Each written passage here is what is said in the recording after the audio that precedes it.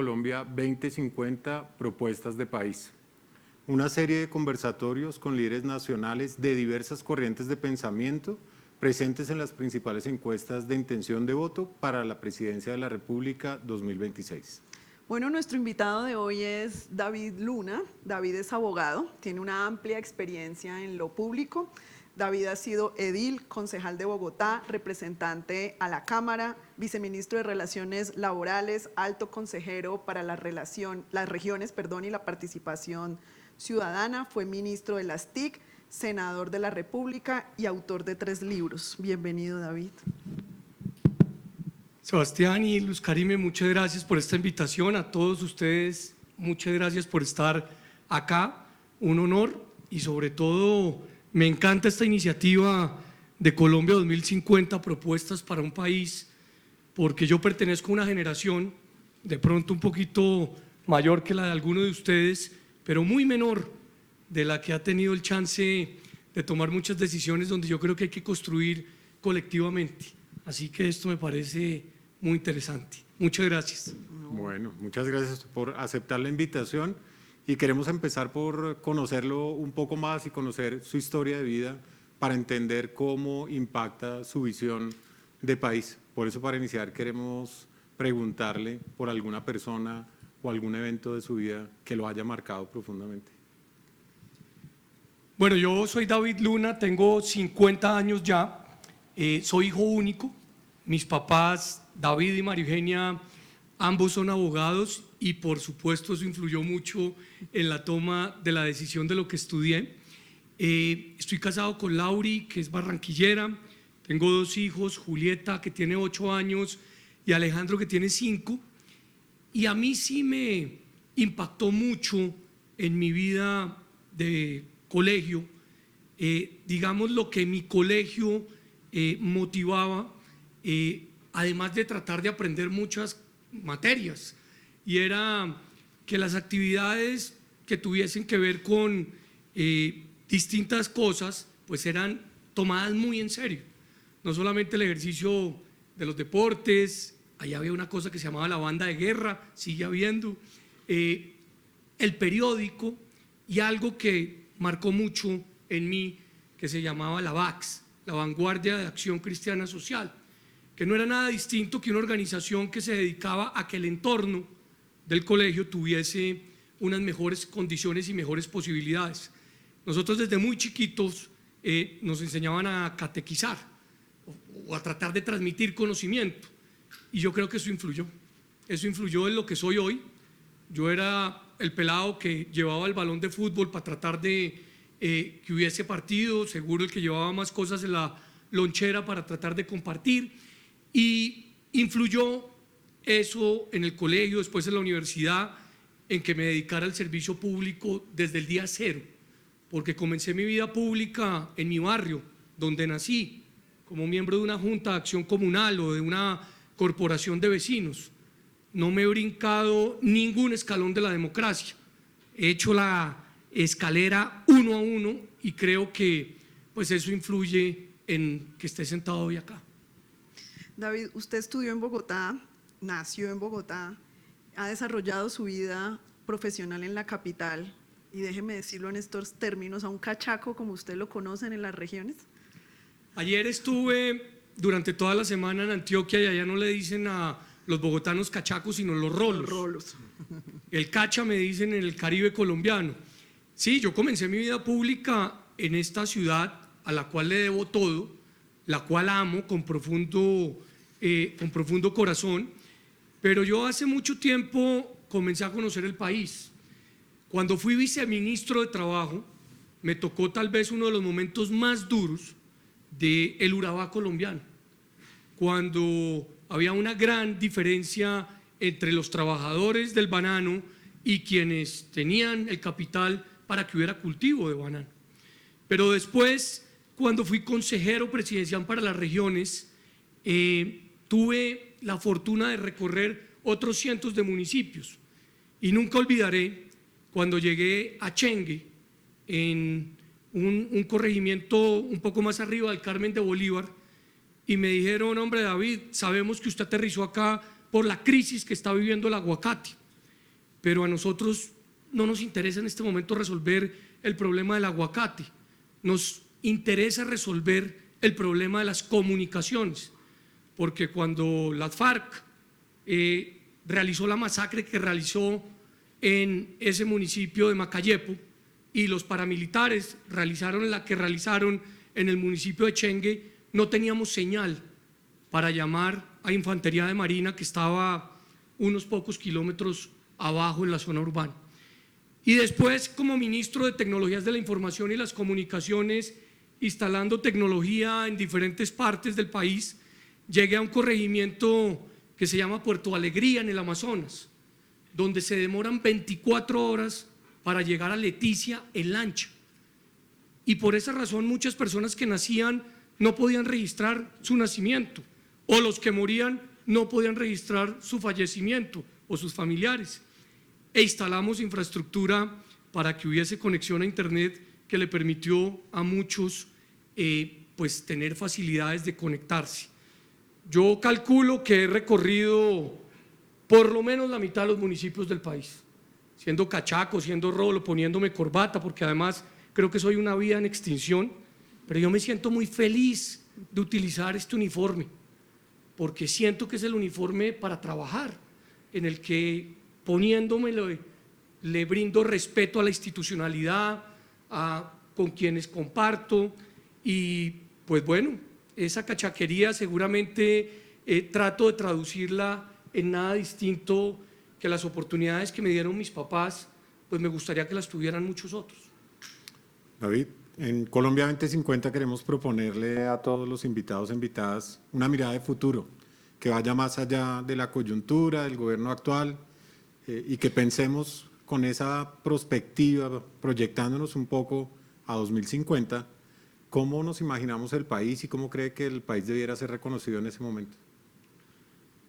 Hay un emprendedor que se volvió muy famoso en el mundo porque vendió su compañía en miles de millones de dólares y le hicieron una pregunta parecida a la que usted me hace en este momento. Y él contestó: la única forma de lograr cambiar la sociedad para mejorar es salirse de la caja, entender que hay una serie de soluciones que tal vez muy pocos creen en ellas, pero que pueden impactar positivamente.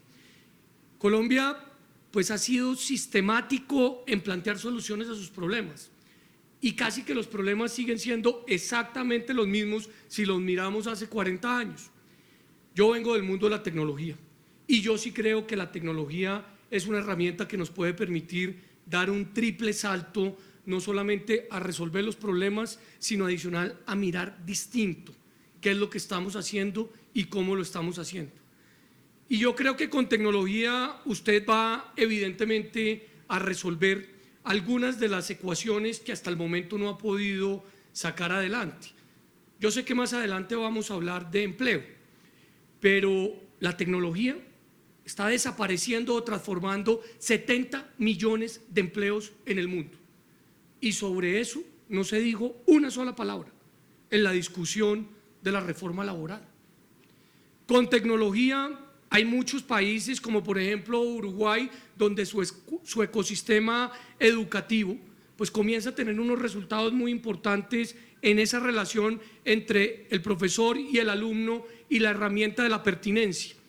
Y en la reforma a la educación, donde Luz Karime participó en la audiencia pública y muchos otros miembros de esta universidad, poco o nada se decía sobre ese tema.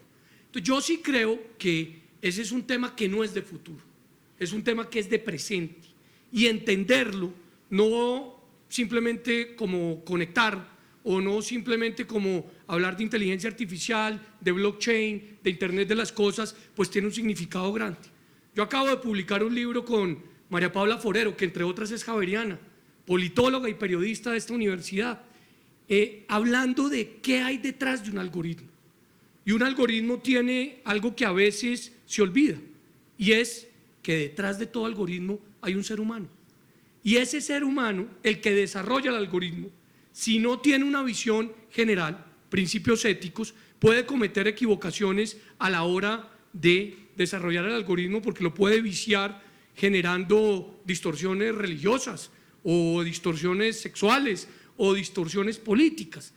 Estos temas, creo yo, son los que en la agenda debemos por lo menos poner para discutir. Ahora, hay otros.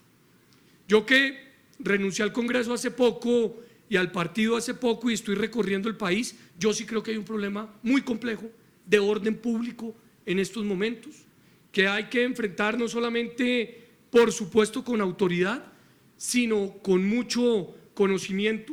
Otro que tiene que ver con un Estado que está gastando mucho más de lo que recibe, o sea, el Estado está siendo un papá irresponsable porque se gasta mucho más de lo que recauda, y eso tiene que ver obviamente con una estabilidad que es súper clave para lograr avances importantes.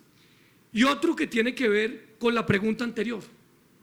Colombia es un país de regiones y yo sí creo que hay que desbogotanizar Colombia para poder eventualmente comenzar a entender que si nos desarrollamos en esos puntos claves, pues vamos a poder avanzar con mucha más facilidad. Vamos a ahondar en alguno de esos temas, David, que usted ha mencionado, y empecemos hablando de educación. Colombia es un país que tiene grandes desigualdades en el aprendizaje, y es un país que, pues por lo menos en las pruebas PISA, está en los últimos lugares de desempeño académico. ¿Cuáles son sus propuestas para mejorar la calidad de la educación básica y media e reducir las brechas o las desigualdades educativas? Yo creo que evidentemente la evaluación es fundamental, y la evaluación no solamente para los alumnos, la evaluación y la excelencia docente tiene que hacer parte de la discusión y tiene que ser una discusión relajada y franca. Hace unos meses discutimos en el Congreso de la República la Ley Estatutaria de Educación, y donde hubo un punto de no retorno fue precisamente ahí. O sea, las bancadas que defienden al gobierno y las bancadas que en mi caso hacemos oposición o hacíamos oposición no daño, nos pusimos de acuerdo en todo, en todo. Acá que dicen que es un país que no es capaz de construir consensos, pues bueno, en ese proyecto del disenso surgió el consenso. En el único punto, en el único, Luz Karime, que hubo un gran fraccionamiento, digámoslo, una gran explosión, fue en la evaluación docente. Y la pregunta es, ¿por qué tantas dificultades? Me voy a quedar con dos frases de esa discusión. Algún miembro de FECODE me decía, hombre David, es que no es lo mismo evaluar a un profesor en Bogotá que evaluarlo en Puerto Nariño. Y yo creo lo mismo, claramente, no es lo mismo. Uno tiene que entender los entornos, uno tiene que saber cómo está impactando la violencia. Hay que comprender de qué manera estamos conectados en Puerto Nariño y en qué estamos conectados en Bogotá. Pero eso no quiere decir bajo ninguna circunstancia que no seamos susceptibles de evaluarnos. Y a mí me parece que esa es una discusión que hay que dar como sociedad. Esa no es una discusión que se la podamos dejar a los políticos o a los sindicatos o a los gobernantes de turno, porque finalmente todos nosotros o nuestros hijos, cuando muchos de ustedes los tengan, van a tener que ver con esa realidad. Y esa, para mí, va a ser tal vez la discusión más profunda, porque en efecto tiene impactos políticos. Y tiene impactos políticos por una razón, porque el sindicato más poderoso en Colombia se llama FECODE.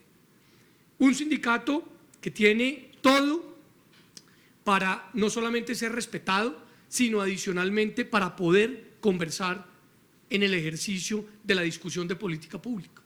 Y yo discutí con ellos muchas veces cuando era viceministro de Trabajo y llegamos a muchos acuerdos en muchas otras oportunidades, pero en este punto creo que hay que ceder en ambos aspectos, en la posibilidad de dar esa discusión que va a ser esencial para que sepamos cómo estamos enseñando, porque hoy, lamentablemente, creo yo que la evaluación termina estando concentrada en quien recibe esa educación. En segundo lugar, lo que hace referencia a la tecnología en el aula, que muy seguramente pues tiene que ver con la respuesta anterior, pero que no solamente se puede limitar a pensar que con tecnología se resuelve el problema. Colombia en el año 2010 tenía un promedio en los colegios públicos de un equipo de computación por cada 24 estudiantes. Estamos hablando de que 2 equipos de fútbol iban detrás de una tableta o de un computador. En los años venideros, que entre otras son varios gobiernos, esa ecuación ha mejorado. Hoy estamos hablando de que podemos estar entre 4 y 3 computadores por cada alumno y seguramente en esta administración vamos a llegar a que la cifra pueda ser 2 niños por computador. Pero es que el tema no se resuelve con computador, o sea, con hardware. El tema se resuelve con software, precisamente, y tiene que ver, obviamente, con la pertinencia de lo que se les está enseñando a las nuevas generaciones. Casi todas ellas no están recibiendo la posibilidad desde pequeños o desde chiquitos a aprender a programar, a desarrollar software, que es una herramienta que impacta después muy positivamente en lo que hace referencia a la educación. Y en tercer lugar, no porque hayamos vivido la pandemia, sino porque siento que en efecto el tema de la salud mental estudiantil tiene que ser parte necesaria de la discusión, porque estamos cada día asumiendo una serie de criterios de que todos estamos o de que todos vivimos o de que todos tenemos la misma capacidad o hemos recibido las mismas atenciones. Y ahí hay un problema muy complejo, tanto en la educación pública como privada. Y termino con eso. A mí me parece que no podemos seguir en esta confrontación de que la educación pública o la educación privada son excluyentes. Me parece que en Colombia tenemos que tener la madurez como la tienen los países más de derecha o los países más de izquierda en el mundo, de que ambas son fundamentales y ambas pueden coexistir, obviamente de la mano de quienes tienen la posibilidad de tomar esas decisiones y esas determinaciones. Hay otros temas, pero el cronómetro empuja. Justo en el tema del sistema mixto, la discusión ha estado en educación superior. Hablemos de educación superior. En Colombia, solo 1 de cada 2 jóvenes entre 17 y 21 años logra acceder, y una de las principales barreras son la falta de recursos económicos. En este gobierno el ICETEX ha cambiado su rol, redujo los créditos este año que otorga para acceso a educación superior de 50.000 a 10.000 y eliminó el subsidio de la tasa de algunos beneficiarios. Si usted llega a la presidencia de la República, ¿cuál sería el rol del ICETEX? El ICETEX tiene que convertirse en un fondo de financiamiento con tasas justas y un fondo de financiamiento que tenga la posibilidad también de condonar por buenos resultados académicos o por compromisos regionales. A mí me parece que puede existir una forma distinta de analizar la ecuación. Una persona que quiera estudiar, que se endeude para lograr hacerlo, que puede asumir un compromiso de más de tener unas notas excelentes, por ejemplo, la de regresar a su región para poder transmitir ese conocimiento. Y esas son las discusiones que vale la pena dar en estos momentos. Lo que está pasando en estos momentos, y se los digo porque estoy recorriendo el país y oyendo a muchos jóvenes, es que hay una profunda tristeza en una de las propuestas que fue pieza fundamental en el debate de hace unos años, cuando se hablaba de la necesidad de condonar todos los créditos del ICETEX. Yo creo que el país tiene que entender que si no hay ese financiamiento, pues es muy complicado que todos puedan acceder a esas oportunidades. Pero también tiene que entender, y en particular el gobierno, que en estos momentos desde el punto de vista de capacidad de pago es imposible pagar lo que está cobrando o costando esos créditos. Entonces, solamente hay 2 alternativas, la de los buenos resultados académicos y por el otro lado, obviamente, la de pagar. Y yo sí creo que pueden haber alternativas distintas para que ese fondo pues no solamente impacte mejor, sino logre adicionalmente desarrollar obviamente nuevas oportunidades. 2, yo creo que utilizando tecnología es muy posible identificar, no solamente con inteligencia artificial, sino con otras herramientas, verdaderamente qué es lo que estamos requiriendo desde el punto de vista de posibilidades, tanto académicas como de mercado. Y eso tiene que ver mucho que ver con la pertinencia de lo que estamos en estos momentos buscando estudiar o buscando desarrollar. Y les voy a hablar de un sector que pareciera pues ser, digamos, complejo desde el punto de vista de lo que estamos formando. En Colombia hay mucho talento digital, pero cuando usted quiere formarse de manera puntual para desarrollar o para habilitar software, no lo puede hacer a razón de 4, 5, 8, 10 horas semanales.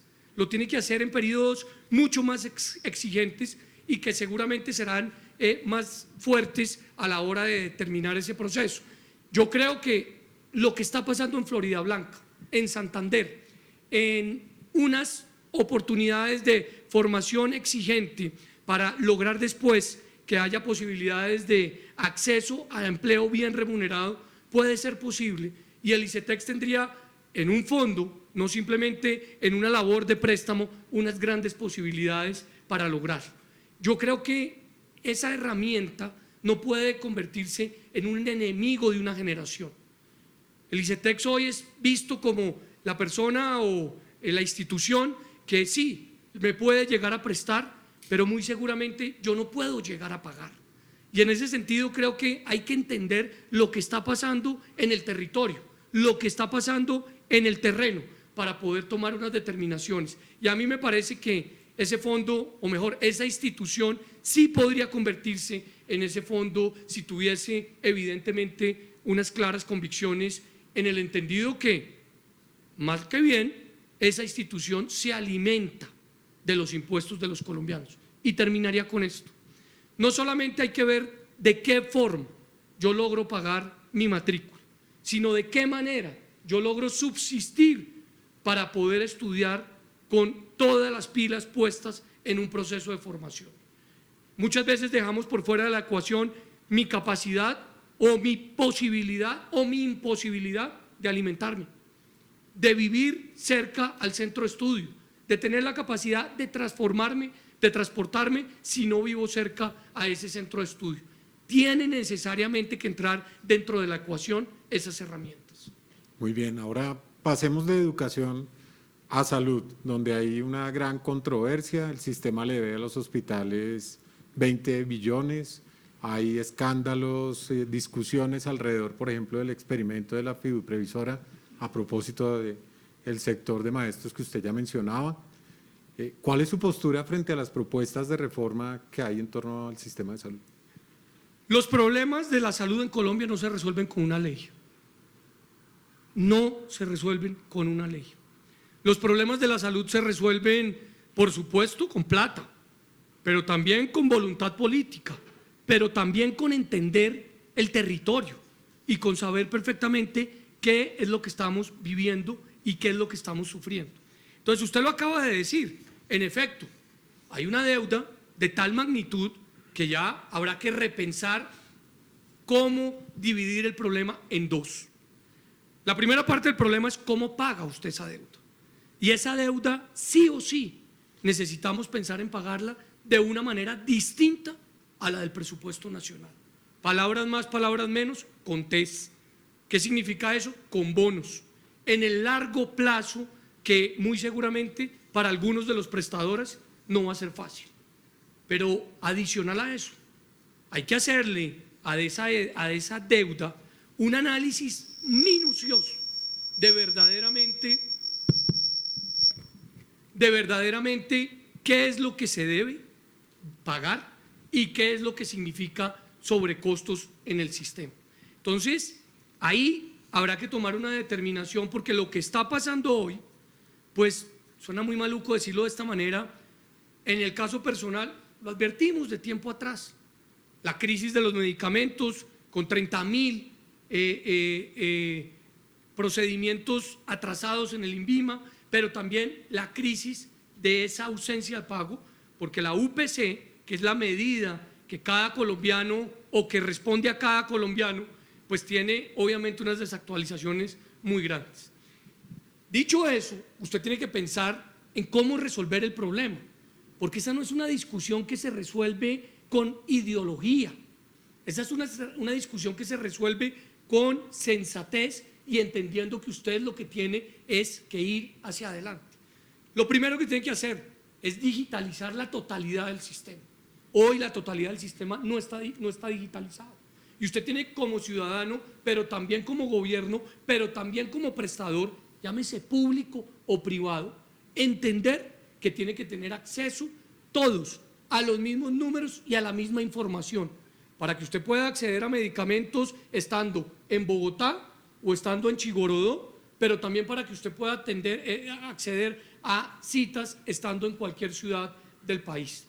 En segundo lugar, es fundamental entender que todo el proceso de monitoreo y de telemedicina cada día adquiere en el mundo, eso no es los supersónicos, no, en el mundo, mayores capacidades de avanzar en muchos procesos de transporte. Gran parte del presupuesto de la salud obviamente está en estos momentos gastándose en traslado de los pacientes de lugares donde no hay infraestructura a lugares donde hay esa infraestructura. Eso está cambiando desde hace muchos años en diferentes partes del mundo, desarrollando la actividad de la operación en línea, obviamente siendo mucho más fácil trasladar a un médico que trasladar a un paciente, con unos costos mucho mayores en lo segundo que en lo primero. En tercer lugar, es fundamental ver de qué manera usted logra que esa ausencia de especialistas, pues pueda ver de qué forma se logra suplir de la mano del sistema educativo. El sistema educativo, ¿por qué forma un solo especialista en X o Y especialidad al año en la Universidad Javeriana? Básicamente porque los colegios de médicos especialistas en tal cosa les dice: yo solo tengo capacidad de acompañar un alumno en ese sentido. A esa tasa no vamos a lograr nunca suplir los especialistas que necesita nuestro país, motivo por el cual es fundamental ver de qué forma conectamos con unas posibilidades adicionales, por ejemplo, regionales. Como yo le dije a usted, la persona que estudie con un crédito del Estado, que quiera regresar a su región, se le puede condonar ese crédito. Un poco lo propio puede pasar con esos especialistas que estamos requiriendo, por ejemplo, en el sur del país o, por ejemplo, en el Pacífico.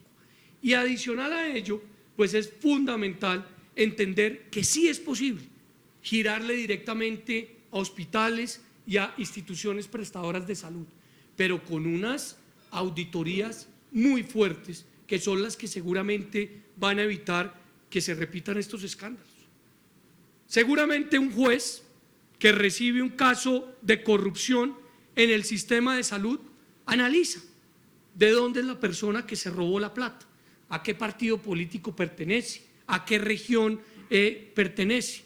Un algoritmo no distingue entre el político ratero o ladrón de izquierda y el político ladrón de derecha. Y esa tecnología no solamente aplica para los servidores públicos, sino también para los particulares. Y ahí conecto con la parte final de la respuesta. Como lo dije en educación, lo digo en salud. Esa, llamémoslo, herramienta de decir que la educación solo tiene que ser pública, que la salud solo tiene que ser pública o solo tiene que ser privada, yo creo que es una discusión trasnochada. Y es una discusión que solo pretende ideologizar a el elector en el momento que tiene que tomar una determinación. El sentido común demuestra que los sistemas en el mundo que hoy en día son más eficientes y sobre todo más adecuados, pues tienden a tener un proceso mixto que paga es por calidad, es por resultados. Y en eso yo sí creo que Colombia tiene que cambiar toda su perspectiva. Como decía yo, tenemos que dar la discusión sobre la necesidad de evaluar al alumno y al maestro, al profe, en salud. También tenemos que dar la discusión de qué manera evaluar la calidad del procedimiento, la calidad de la atención al paciente. Porque no solamente es yo cuento como 1, como 2, como 3, sino yo cuento como a mí me intervinieron la toxoplasmosis que tuve en mi ojo y que logré recuperar el 40% de la visión que había perdido, de manera positiva o de manera negativa. Yo sé que la medicina no es una obligación de resultado, lo es de medio, pero necesariamente va a ser fundamental en este proceso ver de qué forma usted evalúa esa posibilidad. David, abordemos ahora el tema de mercado laboral. En Colombia, el 58% de los trabajadores están en la informalidad, lo que quiere decir que no tienen acceso a seguridad social ni estabilidad en el empleo. Si usted llega a la presidencia, ¿impulsaría una reforma laboral? Y si es así, ¿qué tipo de reforma? Especialmente para reducir la informalidad y mejorar el empleo.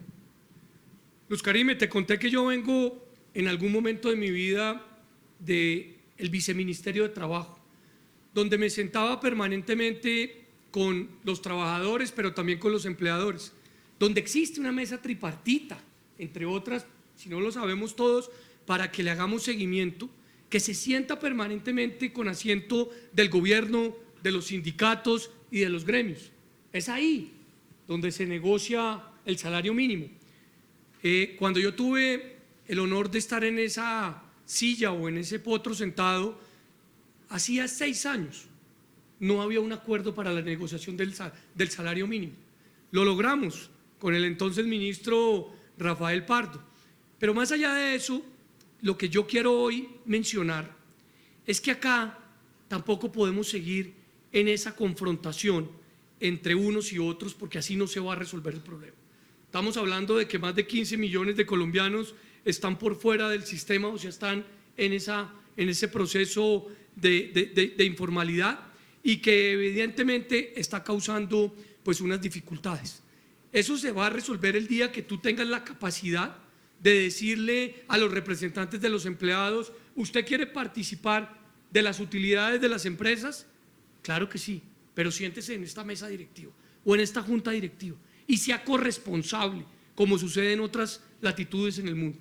Yo soy corresponsable de las ganancias, pero también debo ser corresponsable de las pérdidas, porque de esa forma usted logra verdaderamente hacer competitivo un mercado. En segundo lugar, yo tengo una premisa desde el punto de vista económico, y es el mercado hasta donde sea posible, el Estado hasta donde sea necesario. Y esa premisa tiene base en algo que es muy importante, y es el ciudadano el que tiene su condición de consumidor, y es el ciudadano el que debe elegir cuál es el producto que más le gusta, o cuál es el producto que más le conviene económicamente para poder comprar, o cuál es el medio de transporte en el que se quiere movilizar. Uno no le puede imponer al ciudadano como Estado qué es lo que debe hacer y cómo es lo que debe hacer.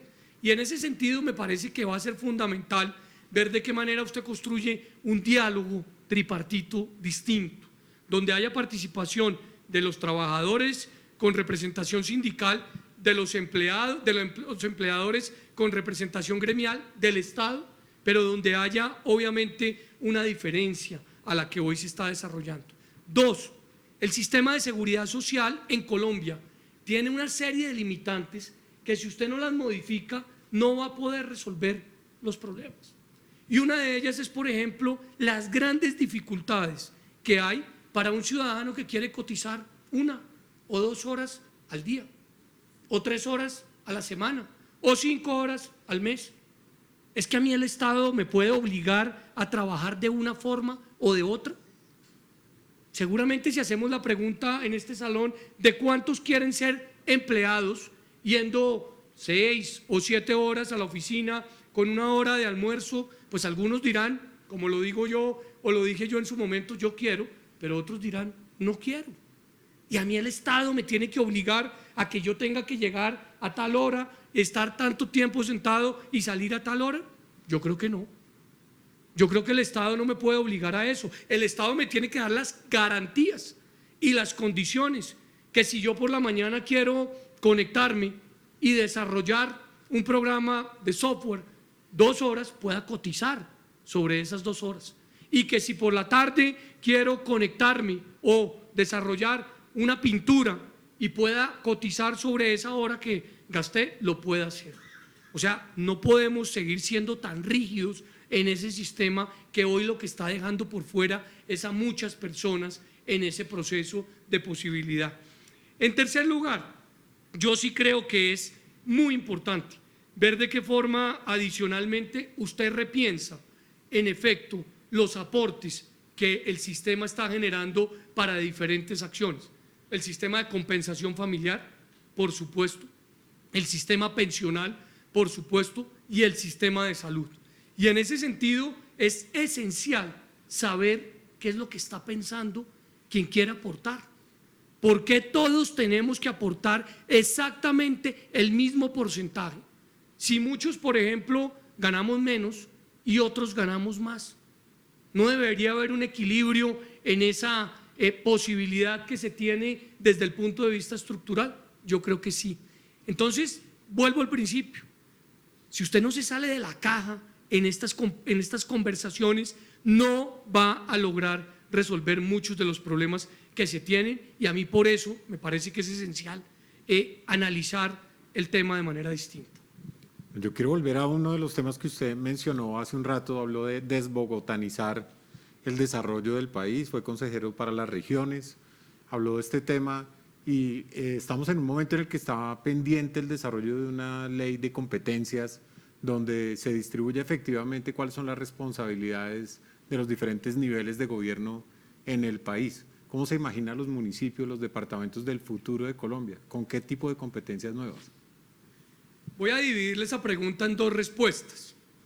Por allá en el 2007, cuando yo era representante a la Cámara, que llegué en un movimiento ciudadano soportado de firmas, que entre otras nos decían que teníamos una bancadita, porque apenas éramos dos, nosotros no alcanzábamos a hacer bancada, un presidente con un porcentaje altísimo de favorabilidad presentó un acto legislativo para modificar el sistema general de participaciones, o sea, para transferir menos a las regiones y para manejar más desde el sector central, con tres argumentos. Uno, una insistencia del Fondo Monetario Internacional. Dos, que las regiones se robaban la plata y supuestamente en Bogotá no. Y tres, con que tenía que haber un equilibrio en los gastos de funcionamiento versus los gastos de inversión. Yo fui uno de los dos representantes a la Cámara en ese entonces, de los 166, que voté en contra de ese acto legislativo. Y yo lo voté en contra porque yo sí creo que Colombia debe ser un país unitario, pero un país 100% descentralizado. Porque a los departamentos, además de reconocerles su diferencia en la idiosincrasia, o reconocerles su diferencia en las costumbres, o reconocerles su diferencia en los climas, hay que reconocerles su diferencia en que no todos tienen las mismas prioridades, y que la mejor forma de lograr que este país corra equilibradamente es ponerlos a competir entre sí. El otro día me decía un buen amigo barranquillero que él creía, no lo tiene demostrado, pero que él creía que la gran diferencia en los números de pobreza entre el Caribe colombiano y la zona andina es que durante muchos años en Colombia le tuvimos profunda desconfianza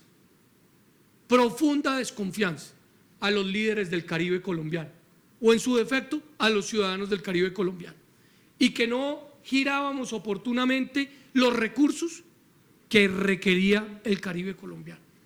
Hoy hay varias ciudades en el Caribe colombiano que son nada más y nada menos que referentes internacionales precisamente por sus decisiones en política pública.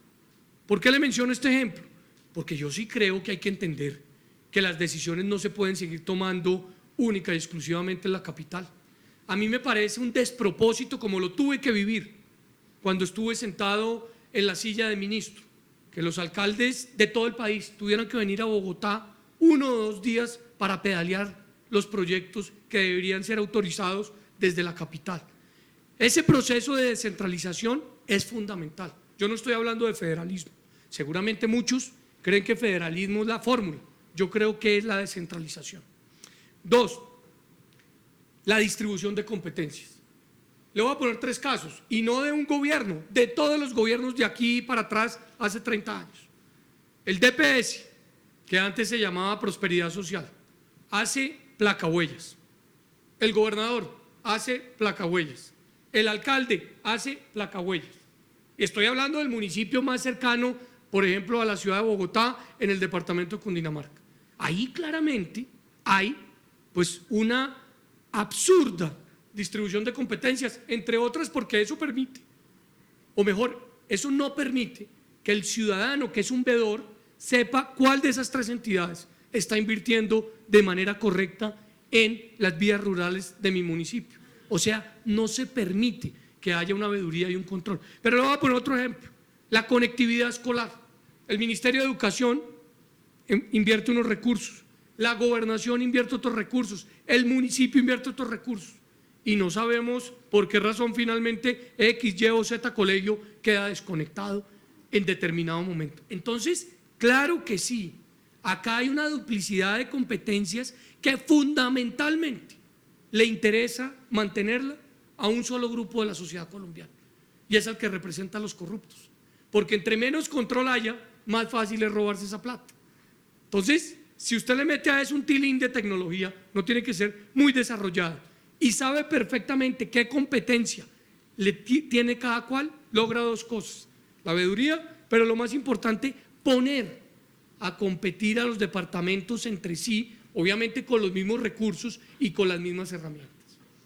Usted mencionó hace un momento que… ¿Puedo pedir un poquitín más de agua? por Es que supuesto. yo hablo así porque tengo un surco en una cuerda vocal, o sea, una malformación.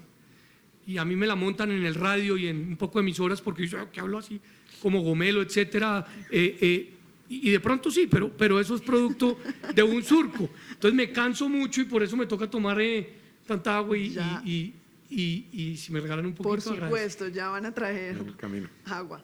Usted mencionó ahora el mercado hasta donde sea posible, el Estado hasta donde sea necesario. Colombia tiene 19 ministerios, una cantidad de agencias, entidades.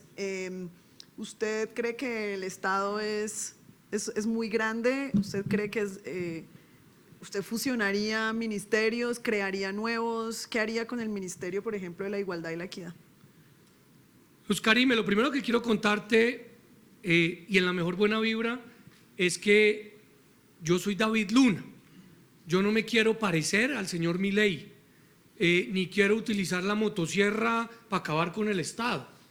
Yo lo que creo es que Colombia tiene que tener un Estado austero, pero el Estado tiene que existir. Es muy rentable políticamente salir a decir que todas las entidades tienen que desaparecer o llegar a su mínima expresión. No, yo no quiero posar de un político alternativo ni de outsider. Yo sé que escogí el camino más difícil de todos, que es decir, mirándolos a los ojos a ustedes, que yo soy un político de oficio, y me siento orgulloso de eso.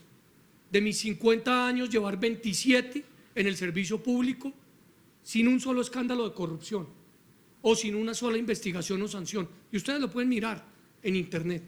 Yo sé que eso es muy difícil, porque la gente en gran medida odia o detesta o no le gustan los políticos por la cantidad de carreta que echan.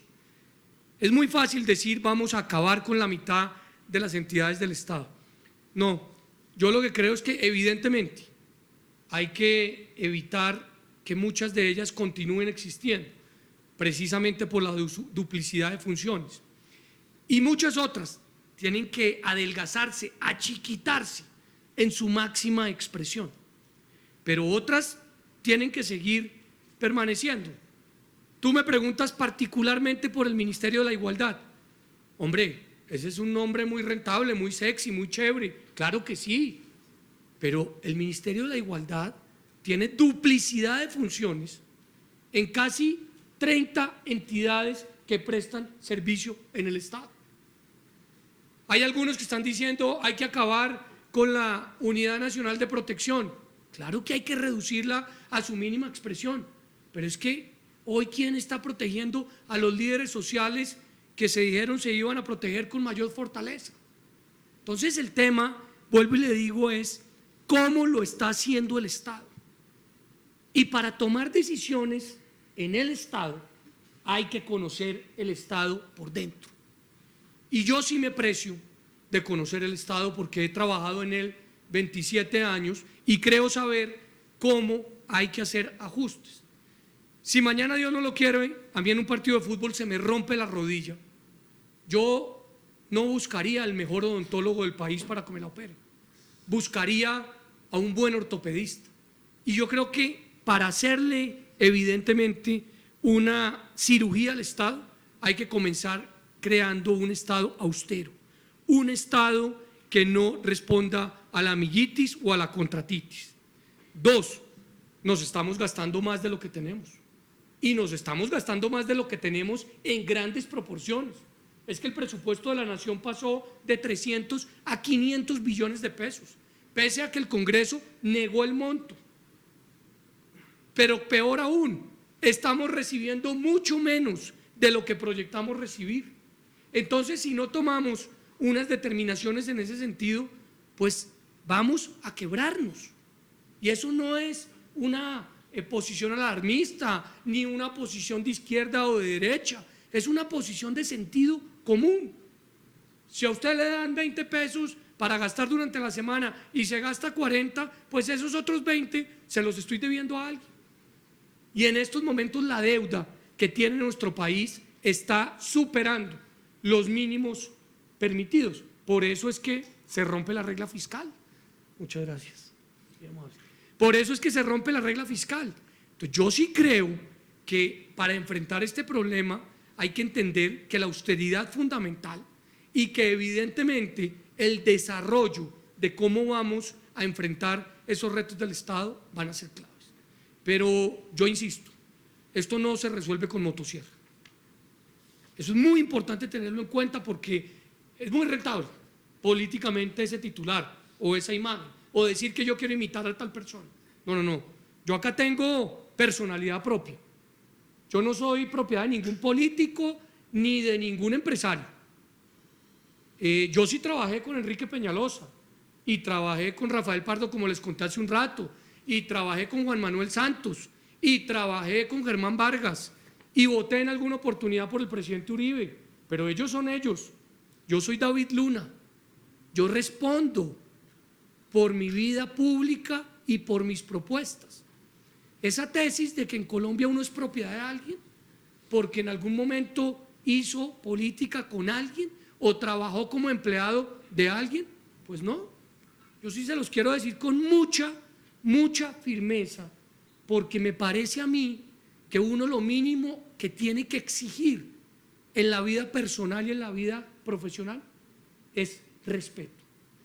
Y yo sí le pido a mis contradictores, que yo no llamo contradictores sino adversarios, que tengan por lo menos ese mínimo de entender que a la hora de controvertir, esa controversia sea con lo que yo pienso, con lo que yo opino y con lo que yo he hecho y ejecutado. Muy bien, hablemos ahora de paz, conflicto, drogas. En Colombia no hay un conflicto armado, sino que hay un conjunto de conflictos muy complejos con muchos factores incidiendo de diferente manera y en diferentes territorios. ¿Cómo abordaría una política de paz? ¿Con qué grupos avanzaría en una eventual negociación? ¿Cómo abordar una política de paz en un eventual gobierno suyo? Mire, Sebastián, yo creo que la paz no es propiedad de la izquierda, como la seguridad tampoco es propiedad de la derecha. Yo creo que ambos son derechos que tenemos los colombianos y tenemos la obligación de exigirlos. Yo no creo que haya un colombiano, hombre, mujer, alto, bajito, flaco, gordo, que no quiera vivir en paz, que no quiera vivir en tranquilidad.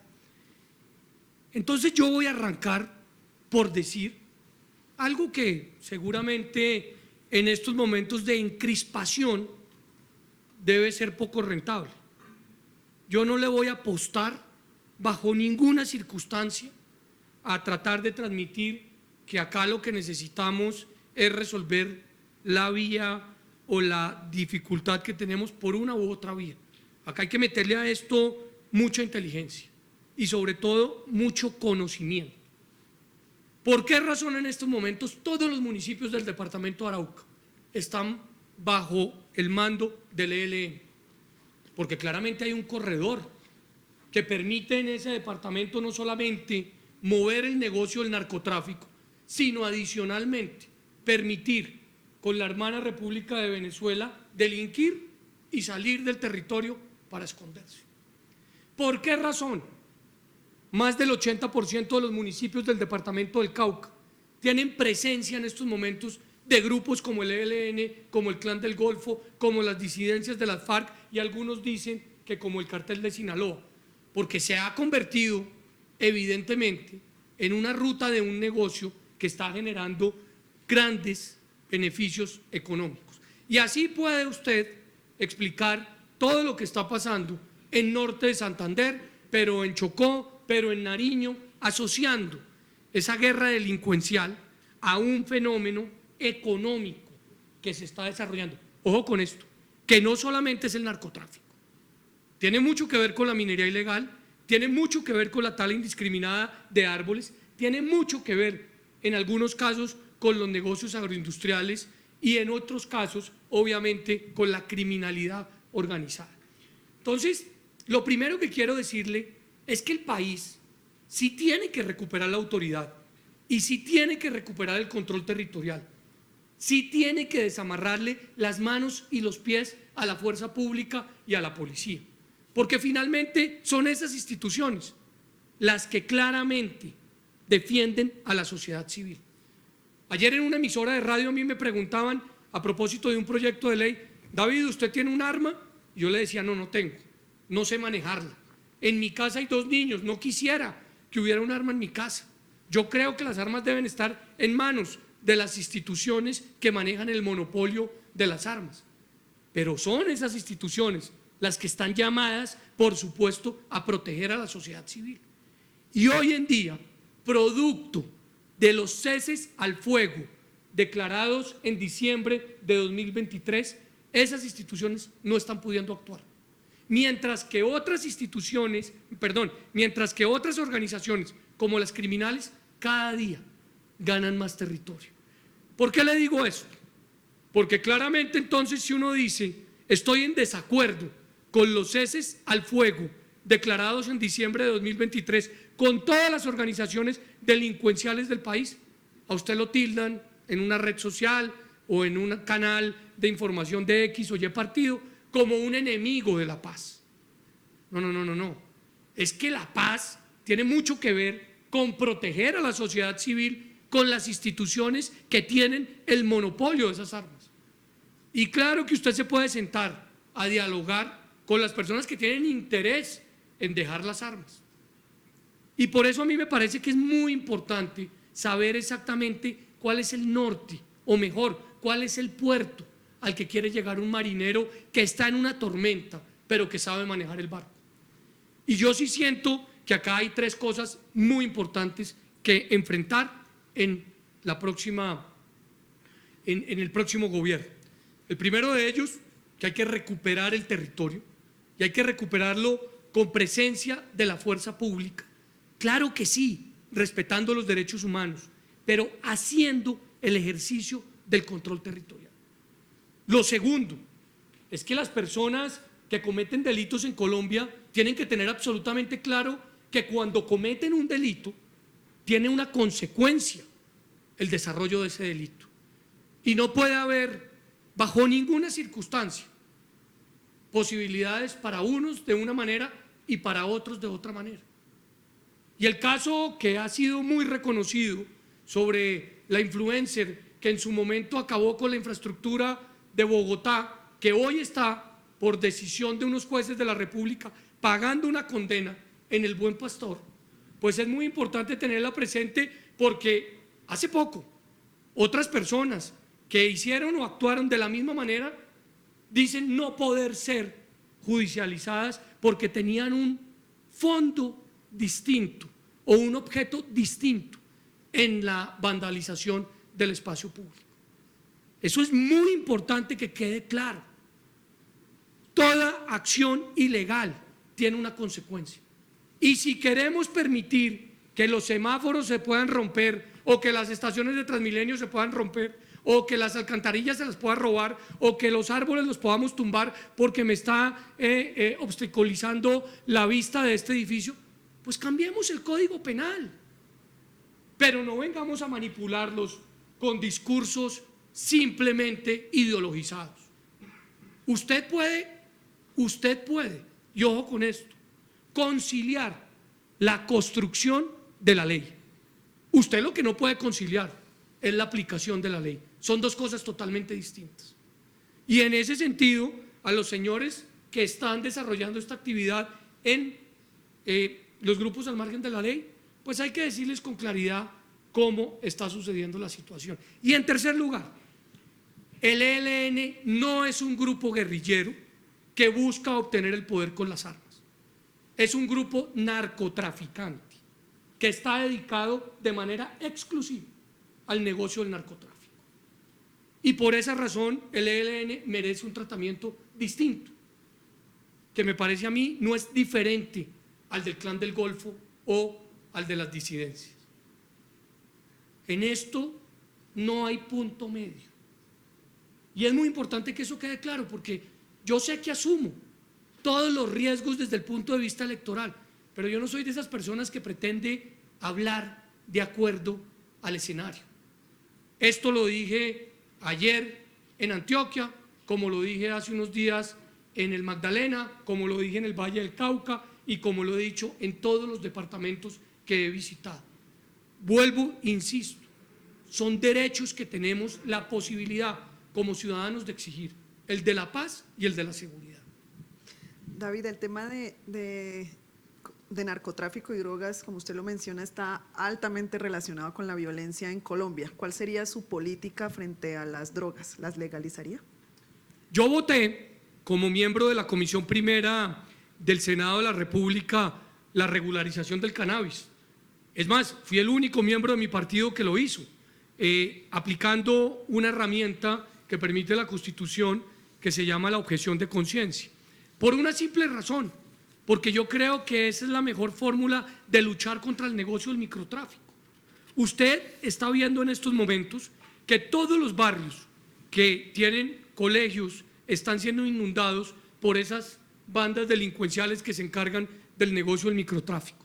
Si usted identifica perfectamente dónde están vendiendo o distribuyendo, por ejemplo, marihuana, o cómo lo están haciendo, por ejemplo, con publicidad de una u otra manera, pues puede perfectamente tomar decisiones sobre el control.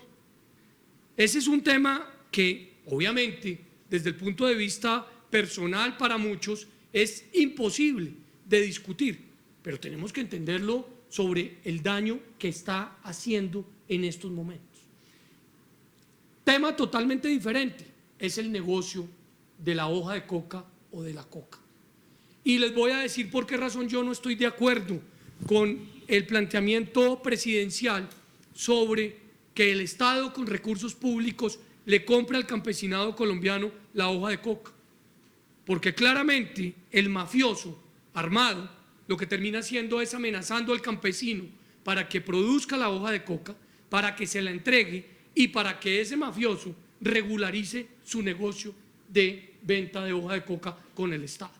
Son dos cosas totalmente diferentes, que hay que entenderlas de manera diferente y sobre todo de manera regional. Motivo por el cual esa sustitución de cultivos, pues necesariamente tiene que volver a ser una prioridad para el Estado y sobre todo para el campesino, porque de lo contrario vamos a tener un problema social que no hemos sido capaces de resolver. Y tres, ahora que está en la discusión todo este proceso con los Estados Unidos sobre lo que se llama la certificación o la desertificación por asuntos relacionados con narcotráfico, pues va a ser muy importante entender qué es lo que se dice y qué es lo que verdaderamente se hace. Porque evidentemente para Colombia es muy importante mantener un socio comercial como es los Estados Unidos.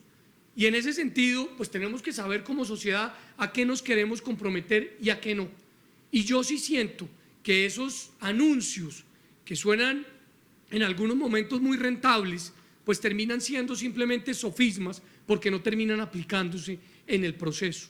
Entonces esa política de las drogas pues es muy complejo simplemente anunciarlas a través de discursos y no a través de acciones. Y un tercer punto, que no tiene, digamos, que ver necesariamente con la producción, pero sí tiene que ver con la esencia. Yo sí creo que nosotros heredamos contamos con una maldita herencia del narcotráfico. A mí no me parece nada chistoso ni nada divertido que el señor Pablo Escobar siga siendo un actor fundamental en determinados barrios en el país, donde se venden camisetas con su rostro o cuadernos con su foto. Y yo sí creo que acá tenemos que hacer un esfuerzo que de pronto es aburrido, pero que para todos es fundamental entender, y es echarle de vez en cuando una leída a nuestra historia del país. Es que el señor Escobar no solamente mató periodistas a sangre fría, como La Bomba del Espectador, o mató cientos de jueces con sicarios, o miles de policías, sino que esta ciudad y otras ciudades del país casi las desbarata, con bombas donde la gente perdía los ojos, las manos, los pies, la vida. Y eso nos sigue pareciendo chistoso. Que no, que hablen de Pablo Escobar como colombiano, y a mí cuando me mencionan a ese señor en la latitud que corresponda, yo contesto diciendo, les pido respeto. Ese es un delincuente del cual yo no me siento orgulloso. Pero eso está pasando. Hay muchos que creen que uno se puede volver rico de un día para otro, o famoso de una semana para otro. No, si uno no hace un esfuerzo grande para trabajar, para lograr que las cosas se adquieran con el esfuerzo, pues seguramente va a terminar fracasando. Y esa herencia del narcotráfico, pues sí le hace un grave daño al país que necesitamos saber enfrentar desde el punto de vista social y desde el punto de vista legal. Muchas gracias, David, por responder estas preguntas, y ahora queremos que también responda algunas preguntas de estudiantes, profesores y javerianas y javerianos que quieren indagar algunas de sus percepciones. Por supuesto que Escuchemos sí. Primero a Mateo Ortiz del Observatorio Javeriano de Juventud.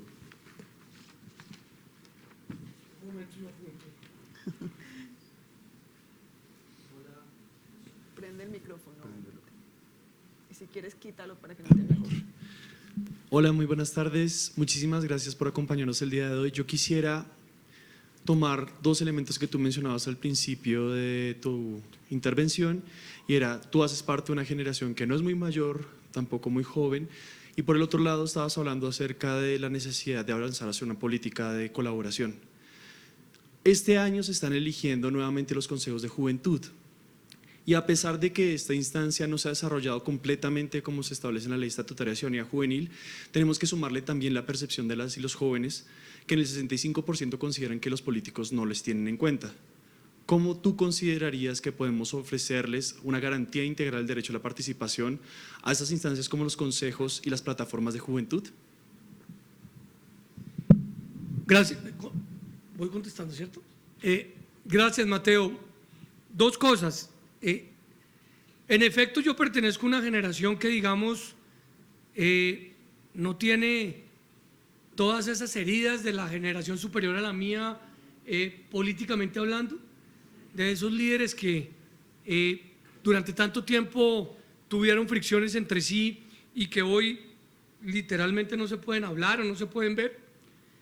Yo sí pertenezco a una generación donde me siento orgulloso, así me metan mis maderazos en redes sociales, de poder sentarme a hablar con una líder política de una ideología totalmente distinta y de poder construir con un líder político del otro lado. Yo creo que mi generación de pronto viene con una maleta menos cargada de esos odios que afortunadamente, creo yo, muchos no hemos querido o decidido heredar. Y te lo voy a poner en plata blanca. Yo no tengo por qué heredar los odios o las peleas de algunos de los expresidentes colombianos. Esa no es mi pelea. Y no me interesa heredar. A mí me interesa más bien pensar en la necesidad que existe de cómo resolver los problemas del ciudadano. En segundo lugar, lo que tú dices es muy cierto. O sea, muchas personas se sienten excluidas de las decisiones políticas. Pero hay algo que a veces perdemos de vista. la política se mete en tu aula de clases, la política se mete en tu casa. Es más, la política a veces se mete en tu cama. Y muchas veces, pues, o la vemos lejana, o simplemente no nos gusta, o reaccionamos negativamente cuando toman ese tipo de decisiones. La pregunta que nos tenemos que hacer todos es, bueno, ¿qué tanto me he metido yo en indagar quién es ese político que me está dejando por fuera en esas decisiones, o en influir sobre un político que me tenga en cuenta en esas decisiones? Y eso es muy importante por algo que me parece a mí que nos hace falta en el sistema democrático colombiano, y es lo que llaman los gringos el accountability o la rendición de cuentas. Yo como votante estoy exigiendo que me rinda cuentas el político que elegí, así sea para el cargo de edil o para el cargo de presidente, no sé, pero yo sí tengo ese derecho, como yo tengo la obligación de rendir esa cuenta en ese sentido. Y en tercer lugar, los consejos de juventud. En mi época el primer escalón de la democracia era la Junta de Acción Comunal o el edilato. Hoy en día es ese consejo de juventud. Yo sí creo que a esos consejos hay que dotarlos de más dientes para que tengan la posibilidad, uno, de tomar más decisiones, pero sobre todo de representar las decisiones de quienes verdaderamente están eligiendo a esos consejeros. Y ahí va a haber un punto muy importante sobre la modificación de ese estatuto de ciudadanía juvenil. ¿Qué es lo que verdaderamente a mí me gustaría? Que tuviese la posibilidad el Consejo Municipal, Departamental, Nacional, de decidir. Y yo sí creo que hay dos cosas que son absolutamente claves. Existe un viceministerio de la Juventud. Debería ser el Consejo Nacional, en aras de la corresponsabilidad, el que le dijera al presidente de la República: yo pongo a consideración estos tres nombres, para que de ahí nazca el viceministro de la Juventud. Claro, una serie de requisitos que la ley exige. Pero dos, existe un presupuesto en una gran cantidad de entidades sobre ese particular. ¿Cómo se prioriza ese presupuesto? Presupuestos participativos hay de mucho tiempo atrás. Seguramente recordarán, bueno, acá están todos muy jóvenes, pero los más viejitos, la época de Antanas, cuando uno metía la monedita en los tubitos para saber cuál tenía más presupuesto. Lo propio puede pasar en esos consejos de juventud. Entonces yo creo que esa puede ser una alternativa diferente a la que estamos viviendo en estos momentos. Gracias, Mateo. La siguiente pregunta la hace Santiago Rojas, del Semillero de Representación Política.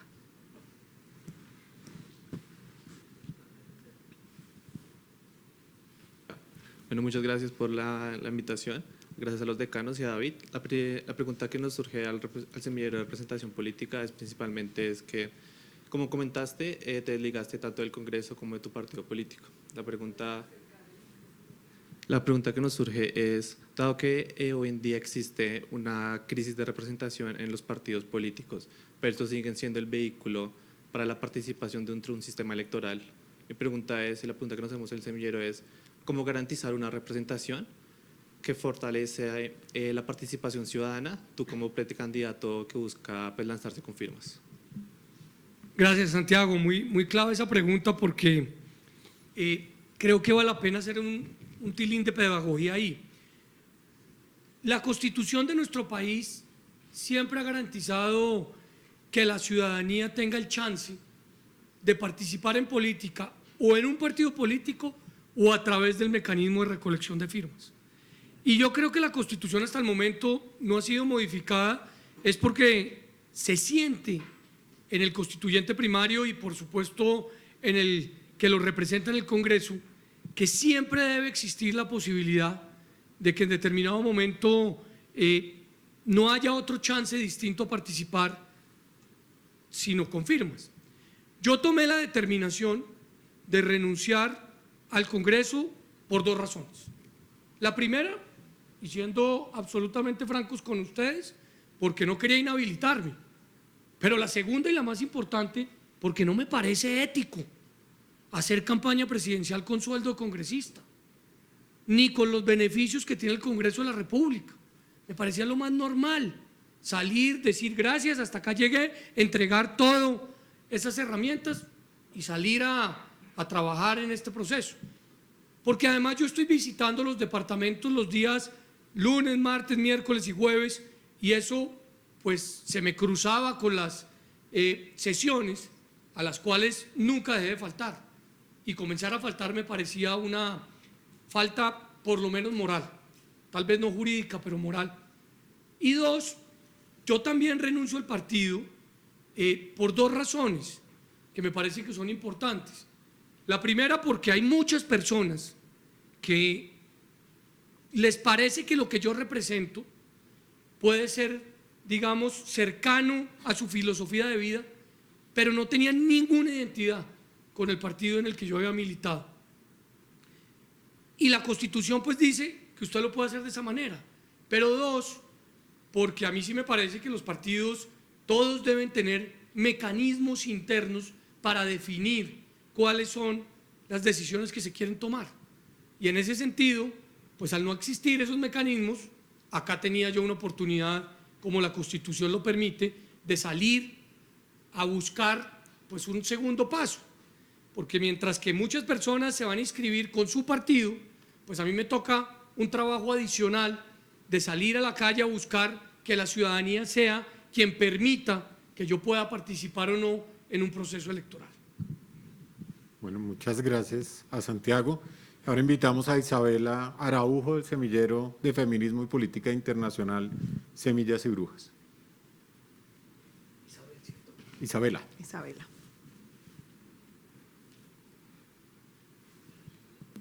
Buenas tardes, muchas gracias por este espacio.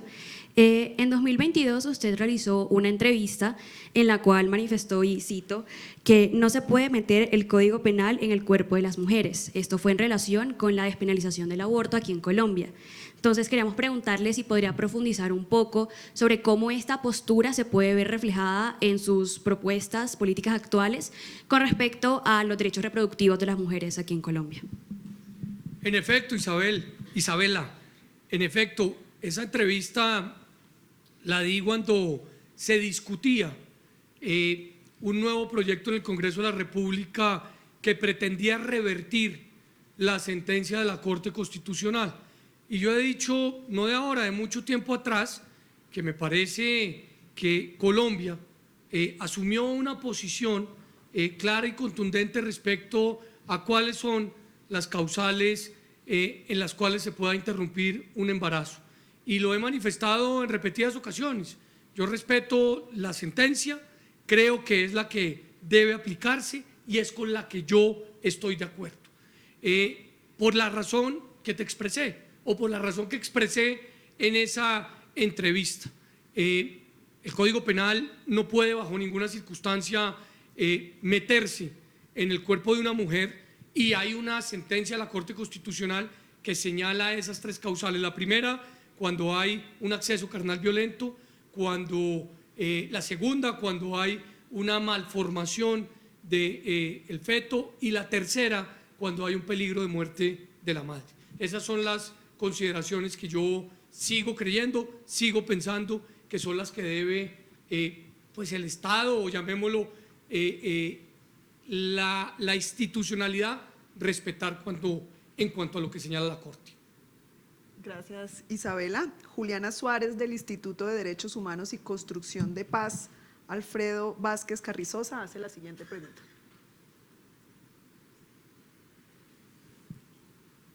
Y no lo apagues cuando termines la pregunta. Listo. Bueno, buenas tardes a todas y todos. Muchas gracias por este espacio. Mi pregunta es más sobre política agraria y política de tierras, que no se ha discutido mucho, y es, bueno, teniendo en cuenta pues que en nuestro país es muy importante la agricultura campesina, familiar y comunitaria, y pues que esta ha sido muy relevante para la garantía de la seguridad alimentaria y el desarrollo rural y territorial, pero que sin embargo ha tenido grandes problemas pues históricamente en el acceso a la tierra y acceso a distintos recursos relevantes como sería la infraestructura.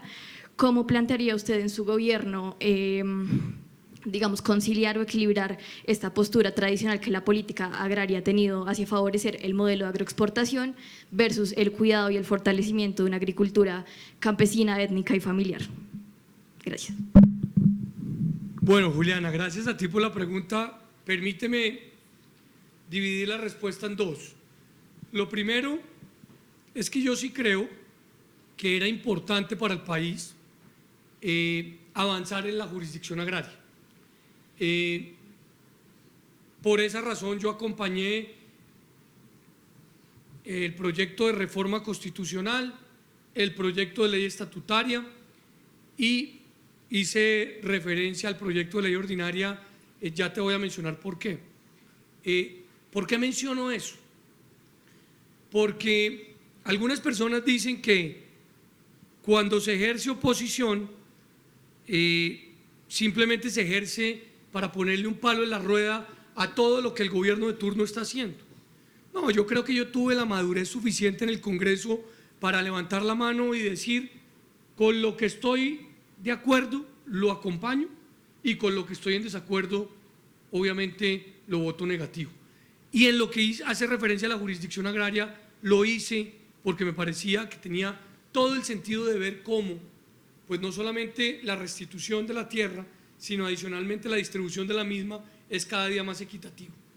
En segundo lugar, a mí me parece que Colombia no puede seguir pedaleando en una bicicleta estática cuando de la altillanura o los llanos profundos se habla, porque yo sí creo que es fundamental sembrarle tecnología al agro, y es fundamental sembrarle tecnología al agro, por supuesto, con riego de alta precisión, con imágenes satelitales, con fertilizantes adecuados y sostenibles, precisamente de la mano de la tecnología, pero también, como lo decías tú, con infraestructura lógica. Yo creo que entre Puerto López o entre Puerto Gaitán y Puerto Carreño sí es fundamental construir una vía férrea. Yo creo que es fundamental recuperar la navegabilidad del río Meta y del río Guaviare.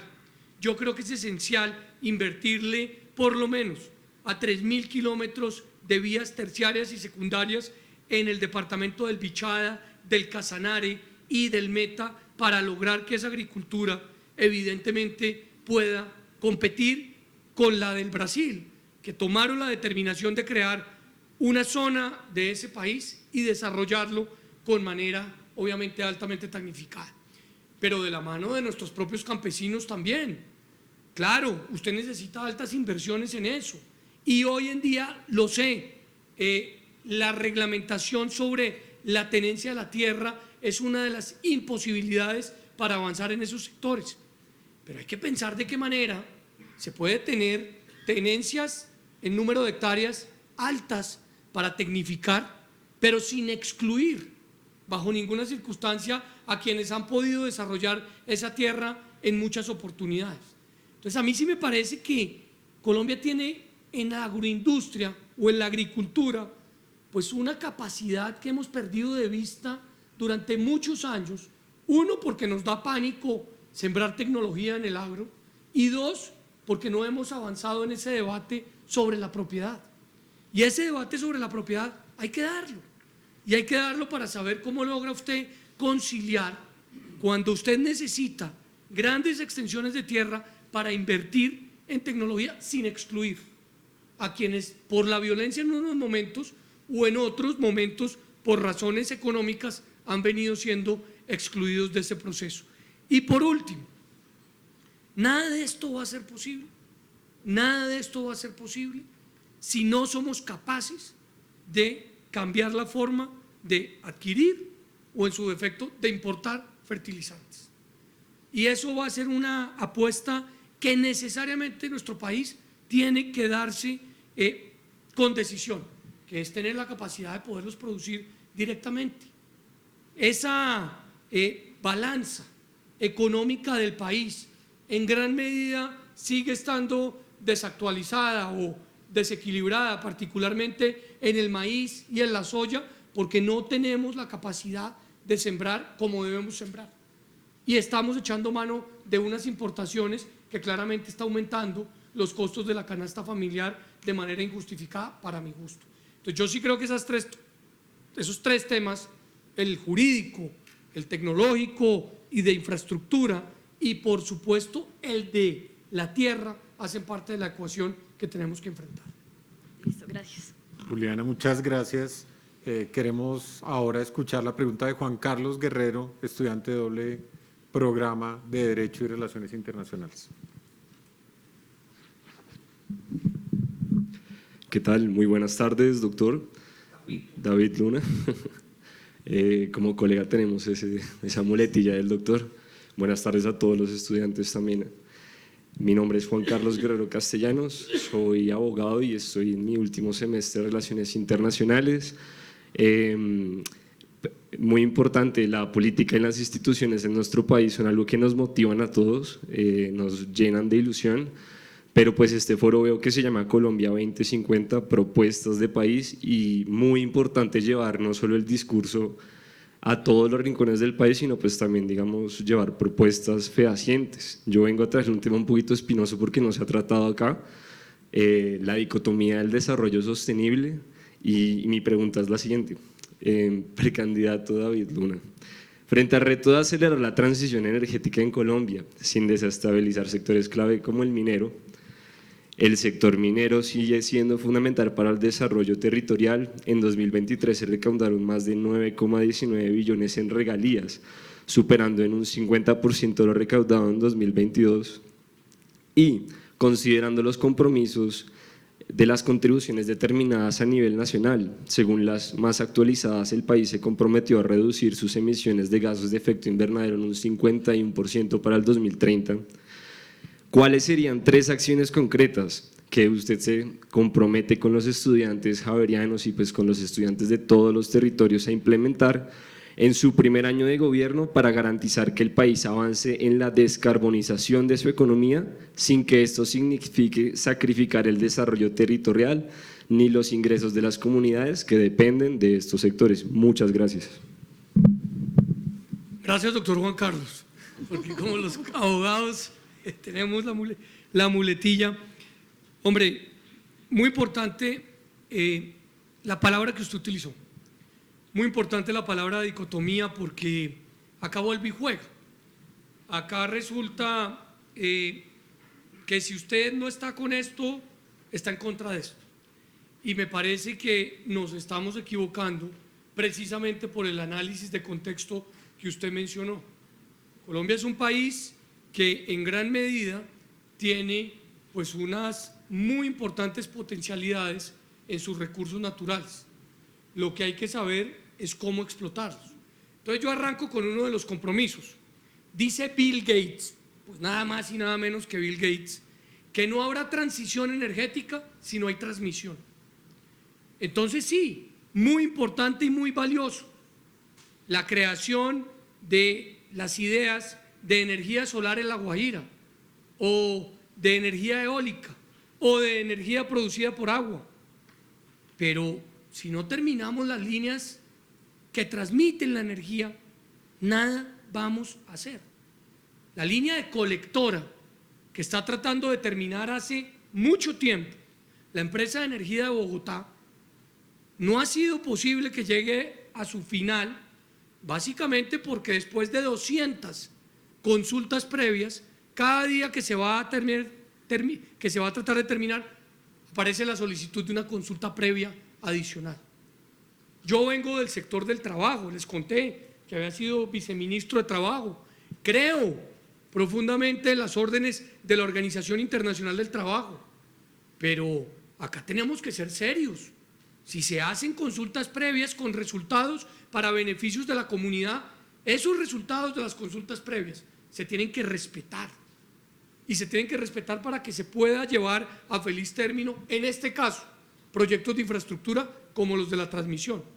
Yo sí creo que Colombia, particularmente por su posición geoestratégica, puede ser un muy importante actor en la energía solar, que ayudaría, entre otras, a resolver el gravísimo problema que está teniendo el Caribe colombiano en estos momentos, con instalación no solamente de esa infraestructura de paneles solares, sino adicionalmente con esa transmisión. Y eso es transición energética. Pero usted no se puede quedar simplemente con los titulares. El parque eólico en La Guajira, que estaba desarrollando en él con unas inversiones multimillonarias que no tenían que ver con los impuestos colombianos, fue abandonado. Allá están se me acaba de olvidar el nombre. Pues, hélices. Exactamente, los molinos, llamémoslos, se vino a la mente Don Quijote, pero evidentemente abandonados, porque esa transmisión es fundamental para que pueda ser una realidad. Entonces me parece que, claro que hay que hacer esa apuesta, pero hay que hacerla completa. Y yo sí creo que esa apuesta puede ayudarnos en materia energética a resolver el problema. En segundo lugar, hablemos de gas. Yo sí no creo, bajo ninguna circunstancia, que Colombia tenga que darse el lapo de importar gas con unos impactos superiores al 30% en la tarifa de todos nosotros y de todas las casas de quienes nos siguen en todos los estratos colombianos, simplemente porque se dice que la explotación de gas termina afectando el ecosistema. Claro que tienen unas afectaciones y claro que es posible desde el punto de vista tecnológico disminuirlas en su mínima expresión, no acabarlas. Quien diga que las va a acabar no está diciendo la verdad, pero hay que enfrentar esa exploración y esa explotación de gas con contundencia.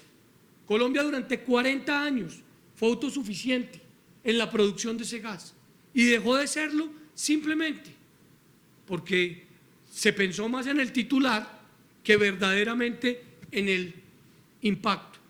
Y esas decisiones de dejar de explorar y explotar no impactaban en los compromisos que asumió Colombia en lo que hace referencia a los aportes de CO2 con el cambio climático.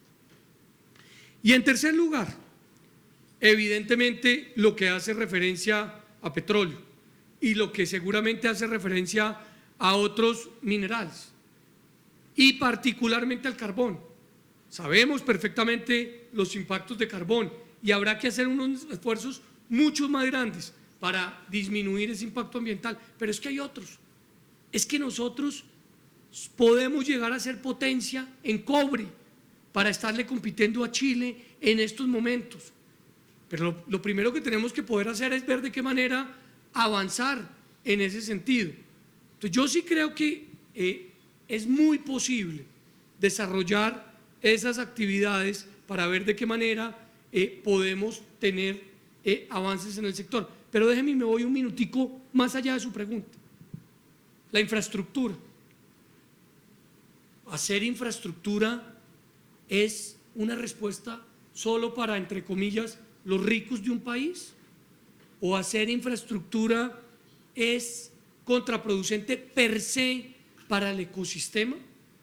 Yo creo que es posible construir de manera autosostenible, de manera menos impactante con el medio ambiente, y entre otras hay una tecnología que se denomina BIM, que ha permitido que las obras de infraestructura más importantes en el mundo cada día impacten menos en los valores ambientales.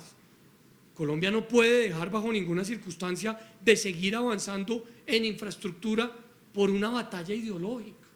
Por favor, y entendamos que, vuelvo e insisto, eso no es de una corriente o de otra. Entonces yo sí creo, Juan Carlos, que como usted lo dice, acá hay que saber tomar decisiones y determinaciones que impacten lo menos posible, sabiendo que va a haber impacto, pero que ese impacto se ve reflejado cuando usted lo pone en la balanza en mayores inversiones de carácter social. Le agradezco, doctor. Gracias, Juan Carlos. Bueno, vamos a dar cierre a esta conversación con 2 preguntas de respuesta rápida. David, en un O sea que no minuto. hubo ni un profesor que quiso preguntarme. Esta vez fueron estudiantes, qué bueno, ¿no? Bueno, gracias a ustedes, muchas gracias. Porque la vez pasada hubo profesores y ya me está regañando. Mateo es profesor. Mateo. Mateo es está haciendo profesor. caras allá. Mateo es No, profesor, Mateo. sí. Perdón, Mateo, tienes toda la razón. En un minuto, ¿cuál es el mensaje que le deja a las y los jóvenes que lo escuchan hoy? Bueno, yo quiero, primero, vuelvo, insisto, celebrar Luz Karime y Sebastián, Colombia 2050, propuestas para un país. Esto es muy valioso, es más valioso de lo que todos nos imaginamos, porque yo sí creo que de las dificultades que tenemos como sociedad salimos solo si pensamos entre todas las alternativas. Segundo, quiero celebrar algo que no conocía. Qué importante el número de observatorios y de semilleros que han ustedes construido. Eso significa que seguramente muchos van a tomar la determinación de meterse en lo público. Yo sé que llegar a lo público es muy aburrido en algunos casos o muy difícil en algunos otros, pero yo tomé esa decisión más o menos a la edad de muchos de ustedes. Y yo sí creo que es posible hacer política sin lo que todo el mundo dice que es necesario para hacer política.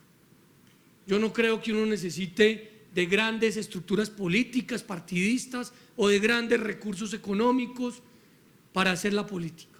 Yo creo que se necesita mucho de decisión y de ganas de empujar estas determinaciones. Entonces, el primer mensaje, doctora Luz Karime, que quiero dejarles es gracias por hacer este espacio posible, gracias por dar la alternativa de que oigan a muchas corrientes que pensamos en algunos casos parecido, en algunos casos diferente, pero sobre todo gracias por motivar a que ojalá cada día más miembros de esta sociedad vean que si no nos metemos a hacer política, se meten otros. Así de fácil es la ecuación. Y yo sí creo que acá hay mucho talento para ver de qué manera pueden estar en el ejercicio quienes tomen esa determinación. Dos, como vi que acá Juan Carlos habló en representación de los abogados, quiero dejar un mensaje que tal vez solo entenderán los abogados. Ya lo vi. Ojalá muchos abogados se interesaran en ser jueces de la República.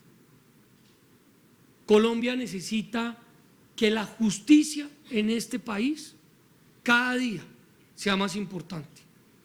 Tenemos en promedio 1 millón de expedientes en el atraso.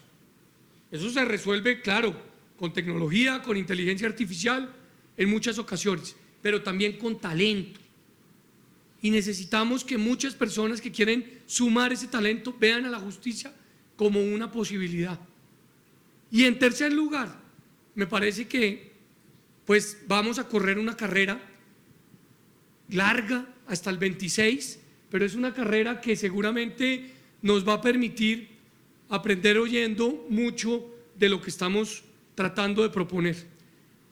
Yo soy un ser humano común y corriente, yo puede que me equivoque, que no acierte en la pregunta o en la respuesta de manera como lo estaba esperando el mejor de los especialistas, pero yo veo que para gobernar usted necesita varias cosas y la más importante es saber perfectamente qué tipo de ser humano es usted o es usted lo que quiere ser, digamos, en su forma de actuar. ¿Por qué les digo eso? Porque yo sí creo que en la elección del 26, además de las propuestas, hay que buscar qué tipo de ser humano queremos nosotros que nos gobierne. Esa es una reflexión muy distinta a la que los cálculos electorales y de la estrategia política, etcétera, etcétera, etcétera, se hace. Porque este país va a enfrentar una confrontación ideológica muy aburrida y muy harta.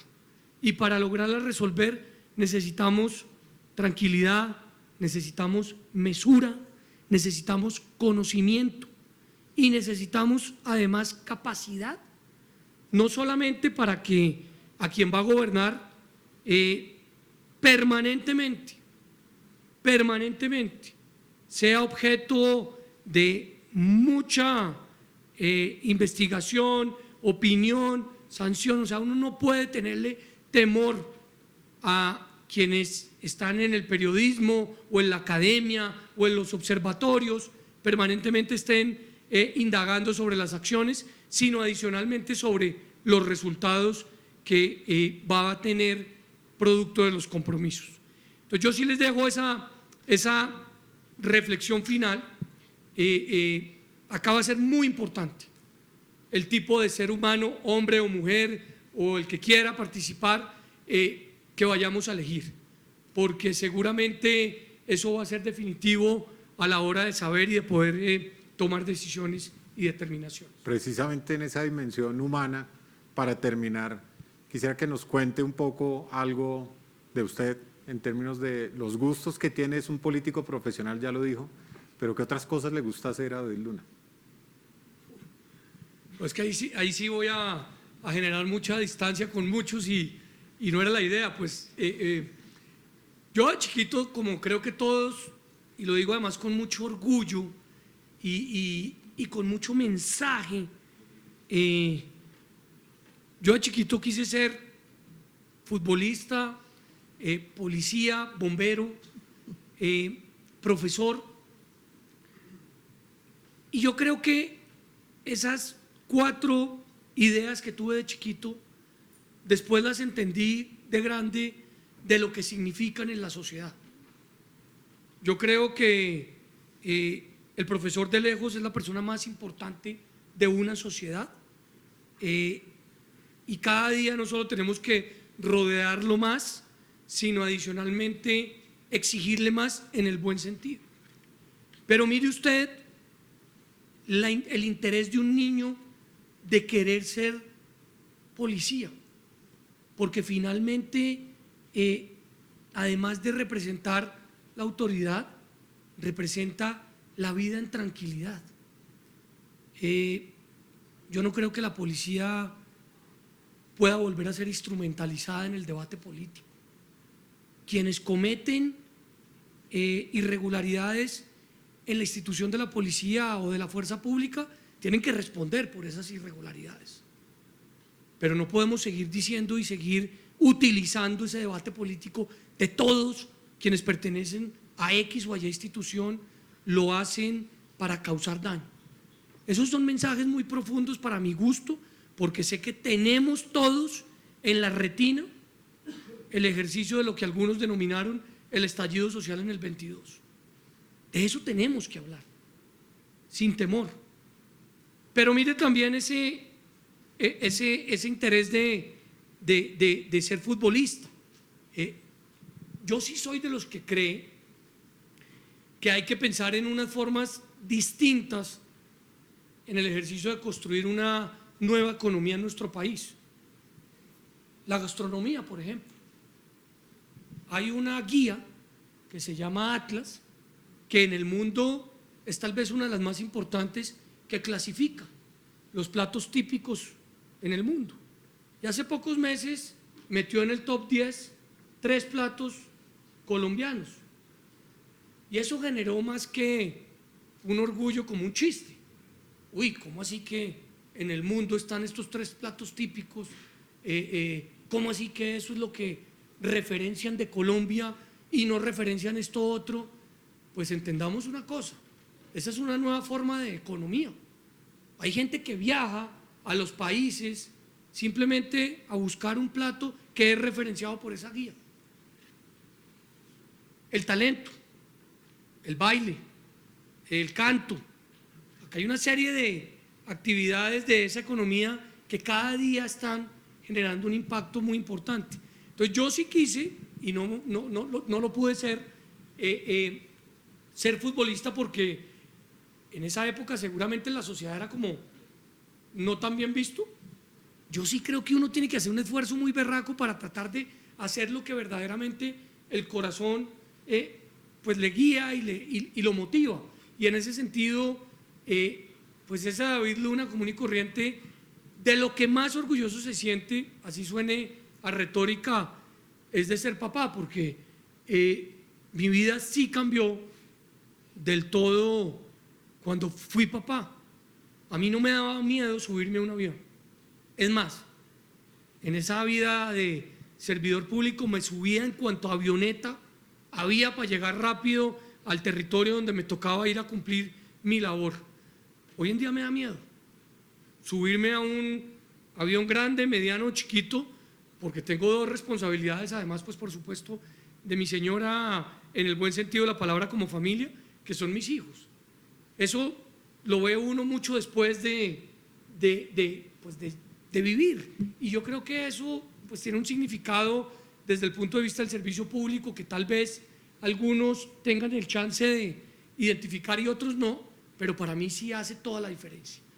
Entonces, pues digamos, eso es muy importante en lo que soy como persona. Y tercero, yo durante mucho tiempo dicté clases en la Facultad de Derecho, pero también en la Facultad de Administración de Empresas, y dictaba una clase en la Facultad de Administración de Empresas que se llamaba Gobierno y Decisiones Administrativas, que después le cambiaron el nombre de la universidad, no sé por qué. Y yo lo que trataba de decir es: todo lo que uno haga como administrador de empresas, como médico, como filósofo, como pintor, como futbolista, como atleta, todo tiene que ver con el Estado. Porque yo sí creo que el Estado, como lo dije hace un rato, se mete en muchas decisiones de uno como ser humano, en los impuestos, por ejemplo. Conocer el Estado no debe ser una virtud, debe ser casi que una obligación de nosotros como sociedad para saber cuándo en el Estado alguien hace las cosas bien o cuándo las hace mal. Palabras más, palabras menos, para ejercer ese control ciudadano que puede hacer la diferencia en algo tan importante como es exigirle al Estado o que no abuse o que me haga las cosas fáciles. Porque yo sí creo que es fundamental que el Estado me haga las cosas fáciles.